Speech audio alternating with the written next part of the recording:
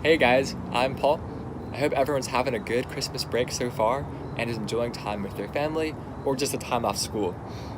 If you haven't already heard, this Christmas break, we are all reading through the book of Romans together as a group, and every day somebody different is going to post a short video or devotional explaining what was encouraging to them or a highlight, some kind of takeaway, and sharing it with the group.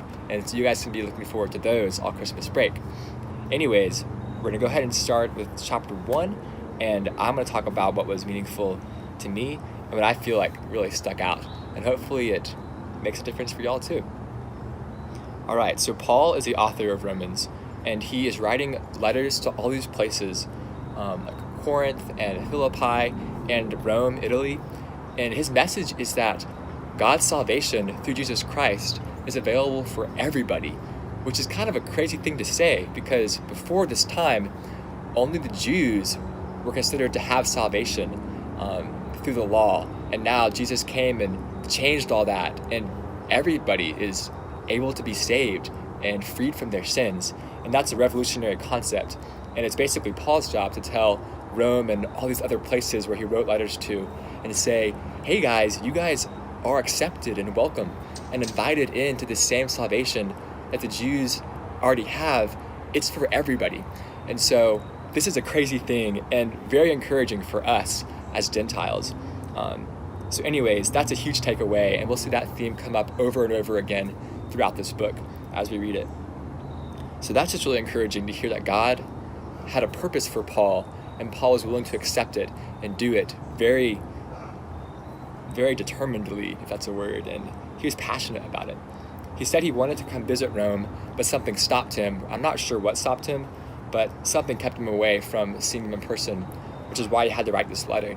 And we're familiar with not being able to go see people in person, and so maybe we can relate to Paul on that level somehow. The next big thing I want to talk about is the end of chapter 1 talks about a list of things that makes God angry and full of wrath. And I, as a sinner, am guilty of many of these things myself, and I'm sure you are too because you're also a sinner, in case that's news to you. So I'm going to read some things that I read through that really kind of struck me and slapped me in the face, and hopefully some of these things will also be convicting to you. So I see a lot of evil in myself and greed, a lot of envy. I gossip and I slander. There's times where I don't know, I'm very arrogant and boastful, and I disobey my parents is on this list.